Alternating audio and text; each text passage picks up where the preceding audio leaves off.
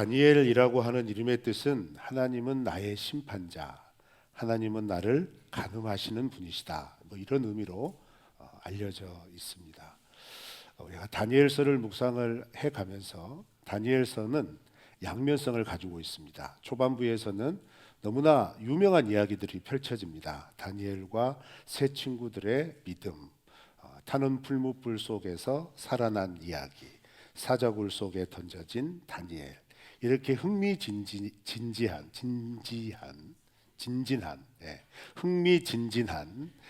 마치 그 뭐라 그러죠? SF 소설과 같은 판타지 소설과 같은 흥미진진하고도 재밌는 이야기가 계속 펼쳐집니다. 그래서 초반부는 재밌습니다. 읽다 보면 수월하게 쑥 지나가요. 그런데 7장부터는 얘기가 달라지죠. 구약 성경에서 가장 어렵다는 묵시애언이 펼쳐집니다. 마지막 12장까지 쭉 진행이 됩니다. 오늘 우리가 읽었던 본문 말씀은 우리가 쭉 묵상해 오는 묵상 본문 중에 31절부터 49절 말씀까지의 내용 가운데 한 구절입니다. 2장 전체의 내용은 느부갓네살이 통치 2년째 되는 어느 날 침상에서 꿈을 꿉니다. 근데 그 꿈이 너무 상서롭지 않은 거예요. 좋은 꿈이라면 선명하게 기억하겠지만 너무 기분 나쁘고 흉측하고 좀 이게 뭘까라고 생각될 정도로 그 마음을 심란하게 하는 꿈이었나 봐요. 그래서 그 바벨론 제국의 지혜자들을 다 불러다 놓고 내가 꿈을 꾸었는데 좀 해석을 좀 해봐라 이렇게 얘기를 합니다. 그런데 해석을 해봐라 라고 이렇게 얘기를 하면서 꿈의 내용도 너희들이 알아맞추면서 해석해봐라 이렇게 얘기를 한 거예요. 그러니 이 바벨론 제국의 지혜자들이 얼마나 당황하겠어요? 뭐라고 얘기하냐면 내용을 알려주셔야 저희가 해몽을 할 거 아닙니까? 이렇게 얘기합니다. 그런데 느부갓네살 왕이 이제 통치 2년째거든요. 이 고대의 통치 도구 가운데 하나가 무엇이냐면 사람들의 정서 속에 왕의 꿈을 통하여 나라의 그 흥망성쇠를 바라볼 수 있게 한다라고 하는 마음들이 좀 있었단 말이죠. 그러니까 좋은 꿈을 꾸었다면 나 이런 꿈 꾸었어 해석 한번 해봐 이렇게 스스로도 툭 내놓을 수 있을 거란 얘기죠. 그런데 자기가 생각하기에도 너무 기가 막힌 꿈인데 어느 정도 기가 막힌 꿈이냐면 번민할 정도로 기가 막힌 꿈을 꾸어서 이 내용을 쉽게 알려주면 어떻게 되겠어요? 반란의 기미가 될 수도 있겠고 좋지 않는 여론들이 형성이 될 수 있을 것 같아서 쉽게 얘기를 못 해줬을 수도 있고 아니면 정말 기가 막혀서 꿈을 꾸자마자 충격 속에 일어나 가지고 잊어버렸을 수도 있고 그런데 우리가 잘 아는 칼빈이라고 하는 선생님께서는 이 부분을 해석하면서 어떻게 해석을 했냐면 느부갓네살 왕이 지혜자들을 시험한 거예요. 항상 왕 주위에서 나라의 어떤 중요한 결정들을 해 나갈 때 이런 지혜자들의 말을 듣는데 이런 지혜자들이 정말 능력이 있느냐, 이런 지혜자들이 나에게 정말 도움이 될 수 있느냐 이걸 한번 시험해 보고 싶었다는 거죠. 그래서 너희들이 정말 능력자라면 꿈을 해석을 하고 꿈에 대하여 나에게 진지하게 조언해 줄 수 있을 정도의 위치에 있다면 내 꿈도 알아맞혀 봐라. 그래야 진정 능력자 아니겠냐 하면서 그런 의도로 꿈 내용도 알아맞혀 보고 해몽도 해봐라 이렇게 한 겁니다. 그러니까 이 갈대아의 바벨론 제국의 지혜자들이 뭐라고 얘기하냐면 왕이시여 이건 신만이 할 수 있는 겁니다. 신들만이 할 수 있는 영역입니다. 그러면서 자기들의 한계를 인정을 하는 거예요. 그리고 이렇게 신들만이 할 수 있다라고 하는 말을 듣는 순간 왕이 화가 난 겁니다. 분통을 터뜨립니다. 너희들 지혜자라며 왕인 나에게도 너희들 나에게 조언하지 않냐? 그러면 이 정도는 알아야지. 그러면서 분통을 터뜨리고 진노하면서 이 제국 안에 있는 모든 지혜자들을 다 죽여버려라. 이렇게 명령을 내립니다. 그래서 지혜자들이 이제 죽임을 당할 위기에 있었고 실제로 왕궁 안에 있었던 몇 지혜자들은 죽었어요.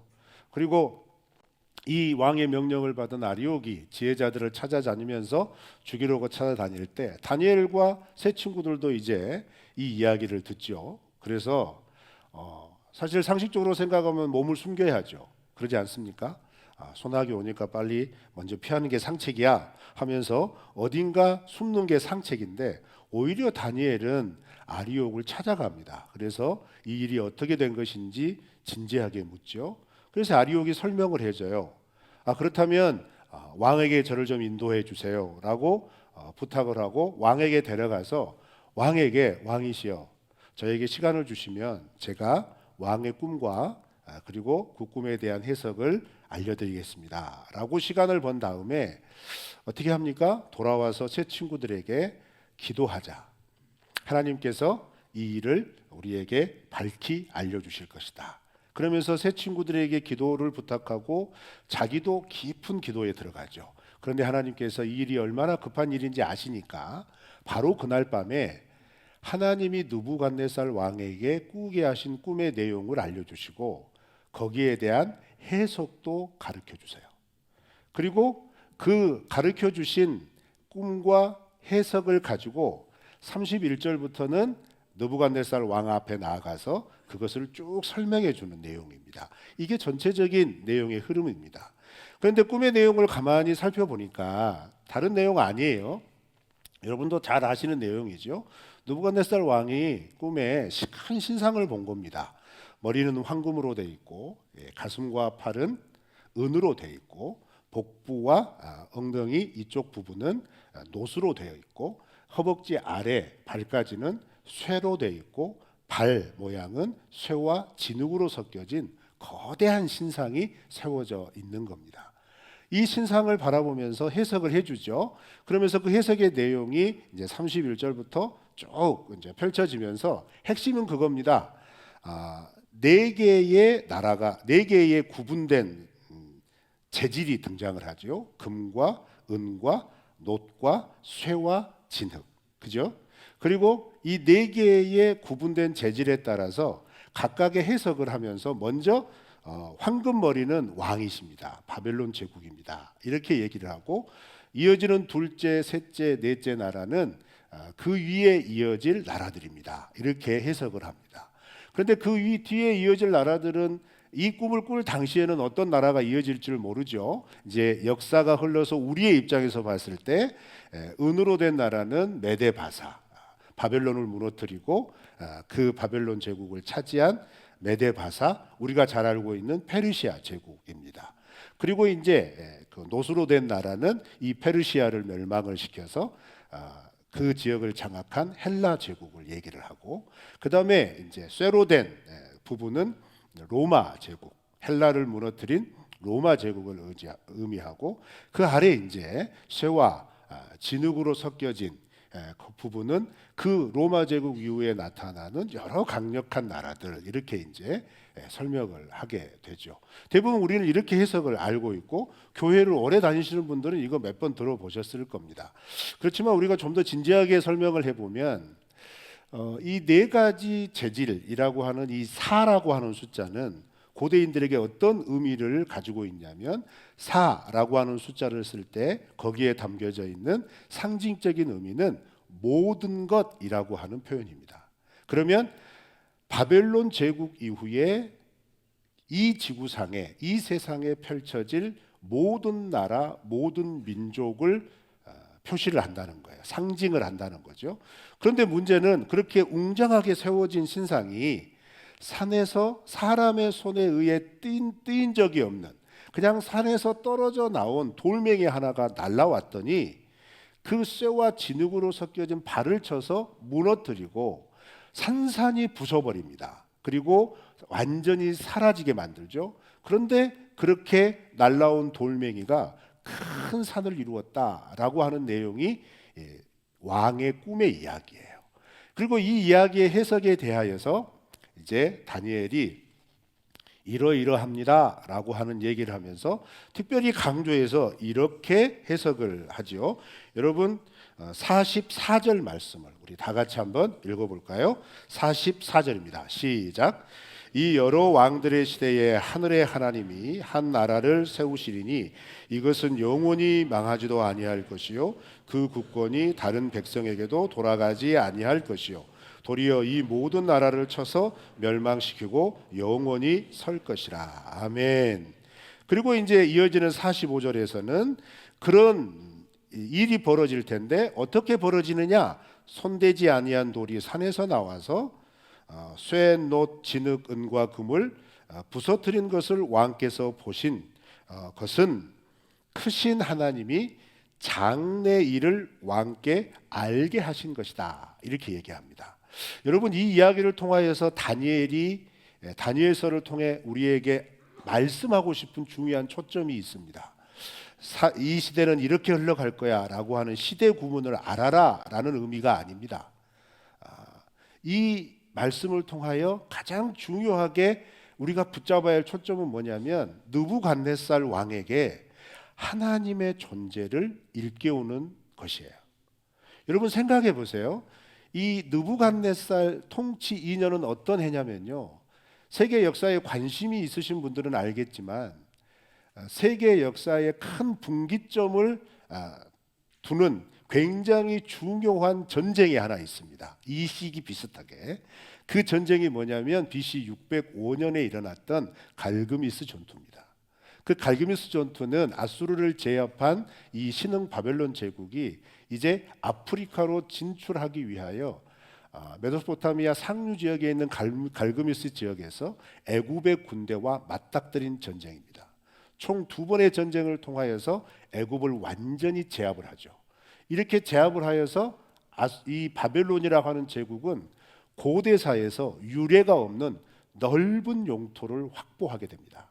그리고 나서 그렇게 영토의 경계선을 확정지은 다음에 느부갓네살이 자기의 침상에서 꿈을 꾼 거예요.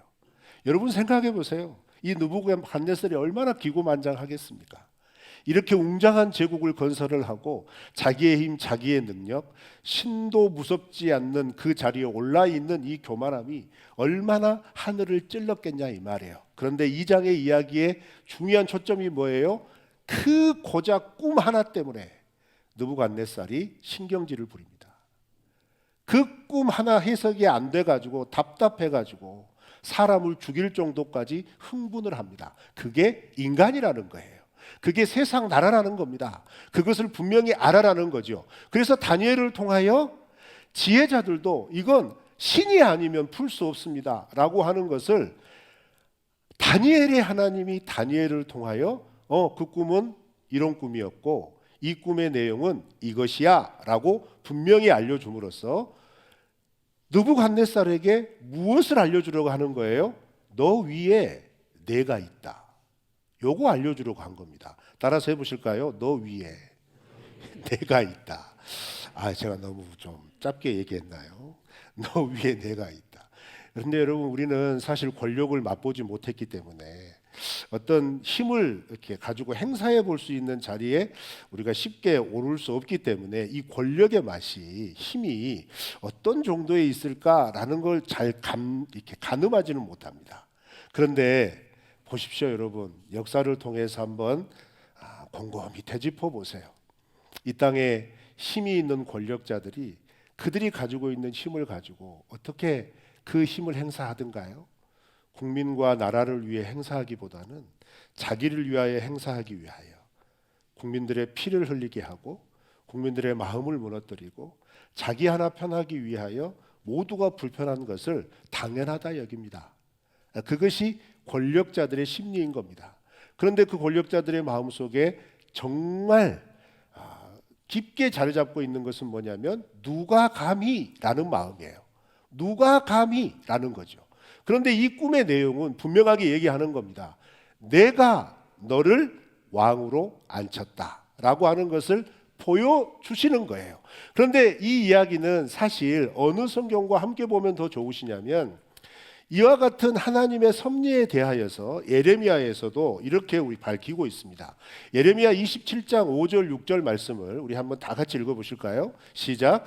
나는 내 큰 능력과 칼로 땅과 지상에 있는 사람과 짐승들을 만들고 내가 보기에 옳은 사람에게 그것을 주었노라. 이제 내가 이 모든 땅을 내 종 바벨론의 왕 느부갓네살의 손에 주고 또 들짐승들을 그에게 주어서 섬기게 하였나니. 아멘. 여러분, 이 이야기는 예레미야가 패망 직전의 예루살렘에서 잠시 바벨론의 힘이 약해진 틈을 따서 이 유다와 주변에 있는 나라들이 바벨론의 억압에서 벗어나기 위하여 서로 힘을 합히기 위해 회의를 하는 자리에 예레미야가 하나님의 명령을 따라서 목에 멍에를 메고 그 회의장을 치고 들어가서 하나님이 전한 이 말씀을 선포하는 말입니다. 너희들이 아무리 너희의 힘으로 지금 이 바벨론을 대항하여 싸우고 거기에서 벗어나려고 하지만 이 일은 하나님이 정하신 일이라는 거예요. 그것을 설명하면서 뭐라고 분명하게 얘기하냐면 바벨론의 왕, 그 왕을 내 종 바벨론의 왕 느부갓네살에게 내가 잠시 이 세상을 맡겼다, 이렇게 얘기하는 거예요.